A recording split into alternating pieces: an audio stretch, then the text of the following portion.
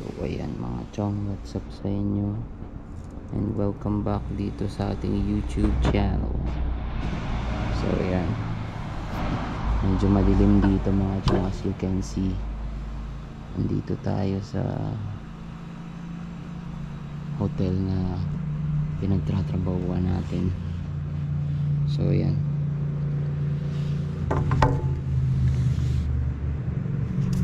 madilim mga chong, kaya ayan, wala tayong ilaw dito. So gumamit lang ako ng flashlight yan para mapakita ko lang sa inyo kung ano itsura nung ginagawa ko dito pag night shift mga chong. Ayan, so basically mga chong, ang trabaho ko lang naman dito is parang security. Ayan, ilakad ko kayo mga chong, lakad tayo. Ayan ang itsura dito mga chong. Ayan, may swimming pool, tapos lawak na garden. Yan, madilim na kasi. So nag-uumpisa ang shift ko dito mga chong 12 o'clock. Yan, 12 o'clock until 8 o'clock ng umaga. So ayan, dito naman parking area, tapos may simbahan dyan mga chong. So yun, puro dagat na yun. Bilog nga pala ang buwan ngayon mga chong. So puro tambay-tambay lang ginagawa ko dito mga chong. Pero nung peak season dito, grabe din kasi talagang yan, makita nyo, busy yung kalsada, daming customer dito. Iba-iba din mga chong, iba-iba ding experience. Pero yun, ang pinaka main trabaho ko is yun, security. Tapos mamaya pag putok ng liwanag mga chong, late na kasi lumiliwanag na yun, yung mga alas 6 or 6:30 ng umaga. May konting ano lang ako, gumagawa lang din tayo ng konting linis-linis. Yan, walis-walis, map. Papakita ko sa inyo mga chong. Medyo madilim kasi, wala, madilim talaga kasi nga night shift tayo. So yun, papakita ko din sa inyo mga chong na ginagawa ko pag putok ng liwanag dito. So yun, walis tsaka map. Yan, kadalasan nating yun, after noon 8 o'clock tapos na. Sa ngayon kasi mga chong, patapos na yung summer season, kaya wala na masyadong guest ngayon. Ilang tao na lang nandito sa hotel ngayon, kaya wala na tayo masyadong ginagawa. Tambay-tambay na lang talaga. Yan, dyan yung reception, dyan yung bar. Ayan, dito yung pool. Ayun, ganun lang. Tapos dito, kulang ako dito mga chong. Kung wala siguro akong phone dito mga chong, nakakabagot. Pero ayun, tiis-tiis lang talaga. Kasi ilang buwan lang naman to eh. Tapos ayun, si Kian, pagdating ng umaga, yun, siya yung gumagawa ng room cleaning. Yan, pag-maintain ng mga kwarto sa araw-araw. So yun mga chong, yan, mamaya kapag putok ng liwanag mga chong, papakita ko sa inyo yung kabuuan nitong hotel. Kasi wala pa naman yung amo ko. Pagdating ng mga siguro alas 7:30 dumarating yun, kaya may oras pa ako ipakita sa inyo mga chong. Yan, mamaya papakita ko sa inyo. Alright, sa ngayon chill lang muna tayo kasi wala namang binabantayan. Pag may mangyaring kakaiba mga chong, dahil dala natin tong camera, i-video natin. So yun, bilog na bilog yung buwan. Nakikita nyo ba yan? Naka-wide ano kasi ako eh, pero yan ang buwan mga chong. Iyan yung simbahan dito, may chapel. So ayun, medyo boring nga lang kasi syempre mag-isa ko lang, tas gabi, tahimik, sobrang tahimik talaga. Kaya yun, kung wala kang cellphone, wala nga awit. Kaya yun, libang-libang lang sa sarili habang mag-isa. Pero okay naman, madali lang yung work kung tutusin. Sayang din kasi summer season, so green up na natin. Tsaka yun, kasama naman kami ni Kian dito, kaya all goods in the hoods mga chong. So sayang lang nung mga nakaraan hindi ako nagdala ng video, or hindi ko pa dinala tong camera natin nung may mga namimit tayong guest dito mga chong, na galing sa iba't ibang lugar. Tapos dito din mga chong, sa kalsada yan kasi yung kasi main road dito mga chong, papunta dun ang parang city center. Tapos minsan dito ang daming dumadaan dyan ng mga maingay, mga nasigaw, mga umiihi, mga naglalaplapan, ang dami iba mga chong. So ayan, ngayon kasi konti na lang talaga, hindi tulad nun crowded. Kaya peaceful na dito mga chong, medyo boring na, tahimik na. Kaya ayun, so sa mga susunod na araw nga mga chong, siguro dahil patapos na ang season so abangan nyo mga chong yan, dahil malapit lang dito ang Santorini Island. Yan, bibisitahin natin yung mga chong, abangan nyo yan. So yun lang mga chong, na share ko lang sa inyo kung anong itsura ng nightlife dito sa work ko ngayon. Chill lang talaga siya, hindi kailangan hindi naman ako ni-require dito na magawak ng baril ganun or weapon, kasi wala naman yung mga ganong klase ng senaryo. Kailangan mo lang sitayin kasi moron mga lasing, mga kabataan ang pupunta dito sa Ios Island. Kung hindi nyo alam mga chong, itong Ios Island dito sa Greece is kilala siya bilang parang party island ng mga taga Norway, especially sa Norway. Parang famous to. Kumbaga pag sa Norway ka, pag sinabing uy tara bakasyon tayo, punta tayo sa Ios, yun, kumbaga sikat to sa mga Norwegian. Yun, tsaka mga Australia, kasi base lang din sa mga naging guest namin dito Australian, Norwegian, at mga French people yan, tsaka Italian yun. So yun mga chong, mamaya pagputok ng liwanag tutuloy natin to, papakita ko sa inyo yung kabuuan nitong pinagtatrabahuan ko na maliit na hotel dito sa Ios Island. Alright, ito muna ako mga chong, dilim di kita.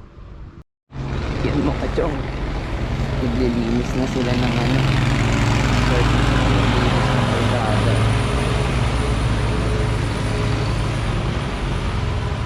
Ronda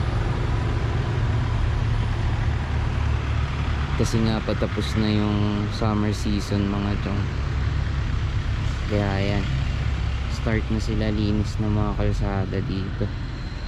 Tapos na kasi nga dahil nga party island to mga chong, hindi maiwasan dito yung alam mo na pagtapos ng party, syempre lalakad sila pa uwi dito sa streets, and then syempre may mga magsusuka dyan, tsaka iihi kung saan, kaya dini-deep cleaning nila mga chong ang kalsada natin. Alright,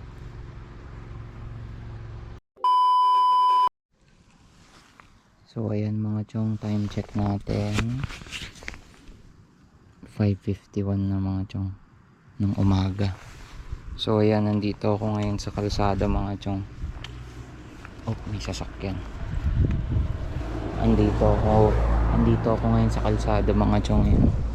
Nag-i-start na ako magwalis-walis dito. Madilim pa pero Anong oras na mga chong? Mag-aalas 6 na, 5:51. Kaya ayan, maya maya pag lumiwanag mga chong, mas maganda yung kuha natin. Madilim eh. So ayan mga chong, as you can see, lumiliwanag na yung kalangitan natin. Madilim pa din pero lumiliwanag na kahit pa paano. 6:07 pa lang mga chong. So yan, tambay lang muna tayo konti, pahinga. Kakatapos ko lang magwalis dun sa labas, tsaka yung mga, basta mamaya makikita nyo dyan, papakita ko sa inyo dito pagliwanag. Boom.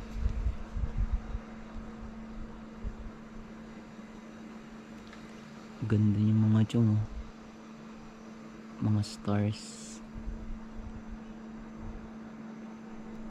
So ayan mga chong, 6:20 na, medyo nagkakaliwaliwanag na. Ayan, nakikita nyo na yung kabuuan nitong resort. Yan, so dyan yung pool, hindi mo siya resort, parang villa. Tapos may garden dito, may mga tables. Yan, dito madilim pa kasi dyan yung bar, tsaka yung ano ba yung tawag dito, reception. So ayan mga chong, maya maya pang konti pa, mga 10 to 15 minutes bago pumutok yung liwanag talaga. Ayan, ang tahimik dito mga chong. Tsaka kaya bumubulong lang ako kasi yung may mga guest pang tulog.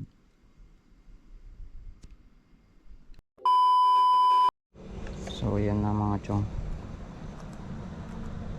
kabuuan ng resort natin na nag-i-stayan yan, para mas makita ninyo mga chong.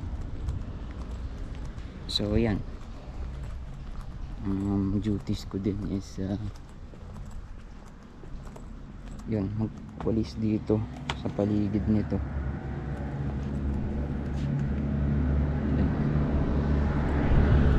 Hindi makikita mga chong.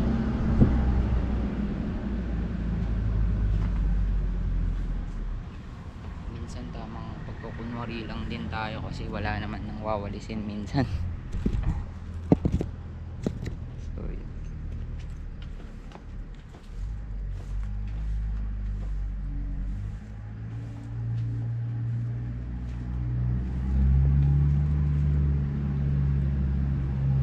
So yan mga chong, tapos na ako sa eto, parking. Tapos yan yung dagat mga chong, dun dagat na yan. Tapos yan, puro bundok na dyan. Yan. So yan ang itsura ng pinagtatrabahoan namin ngayon ni Kian. So mamaya dito magmamap lang din ako sa floor nitong swimming pool area. Tapos yun, tapos na yung duty ko. Antayin ko na lang mag 8 o'clock. Minsan tapos na ako bago mag 8. So tambay na lang. Kaya ayan. Alright mga chong, ganda. Dito magmumula yung sunrise dyan.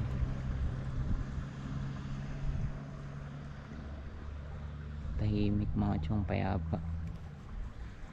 So ayun, at least naipakita ko sa inyo mga chong yung kung saan tayo nag-work. Ayan, lakad pa tayo konti dito. So ayan mga chong,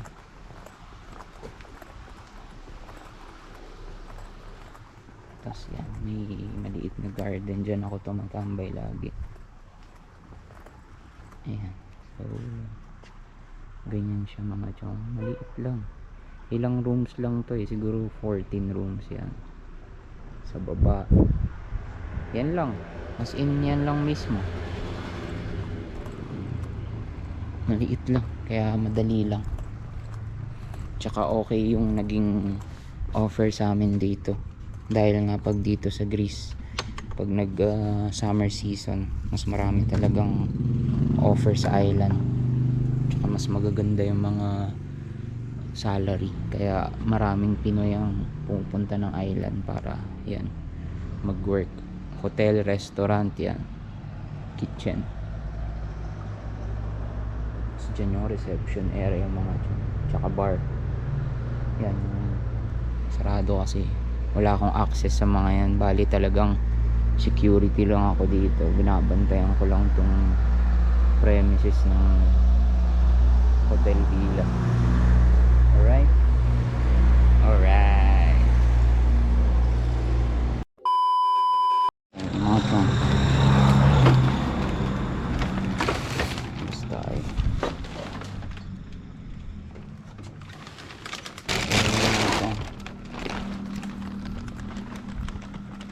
tapon lang tayo ng basura.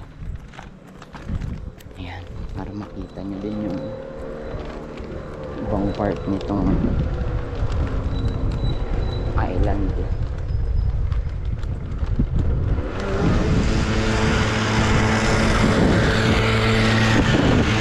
Mga lokal na.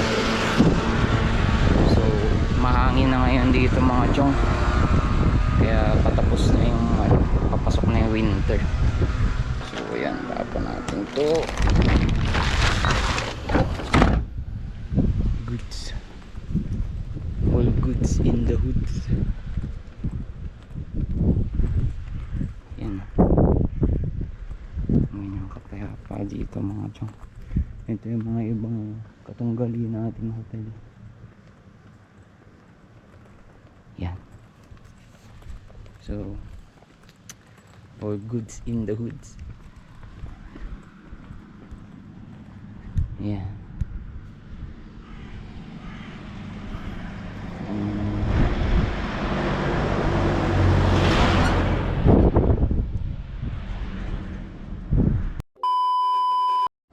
So yan mga chong, mag-i-start na ako mag-map dito sa may reception area. Alright, let's go.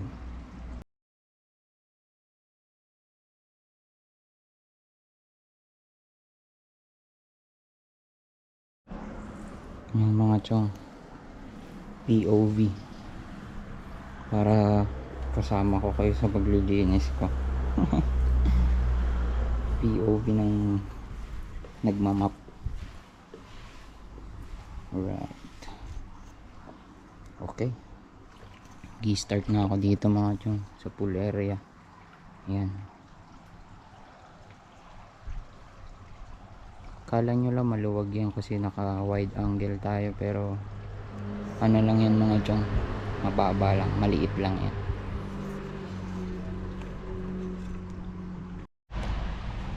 Alright mga chong,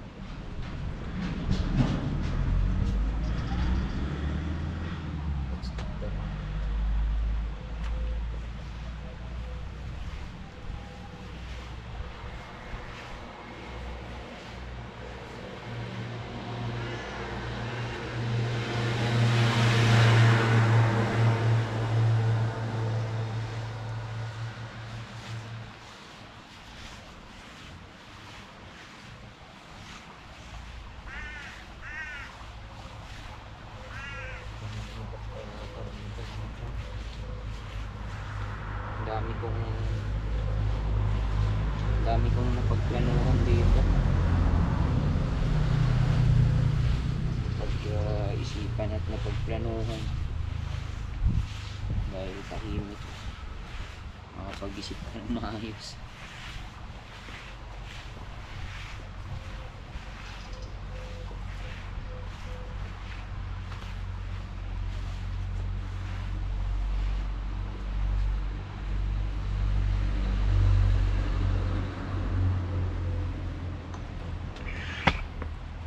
Dati nung bago pa lang ako dito mga chong, talagang minamap ko yan, buong area na yan.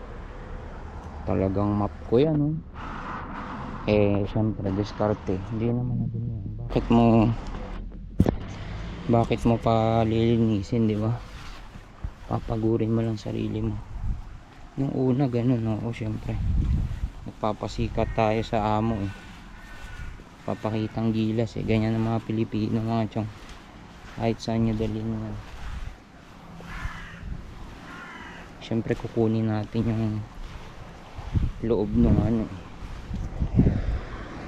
ng amo, kaya kailangan natin magpasiklab.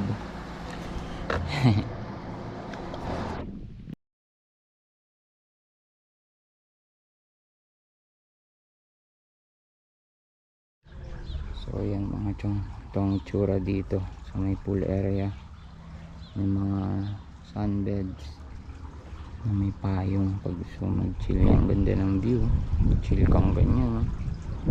Tapos yan, so sa taas ayun, ilang room sa taas, 10. Tapos dito sa baba 6. Tapos bali 11 sa taas na rooms. Ayun, so yan, patapos na ako mga chong. At least naipakita ko sa inyo tong pinagtatrabaho namin ni Kian.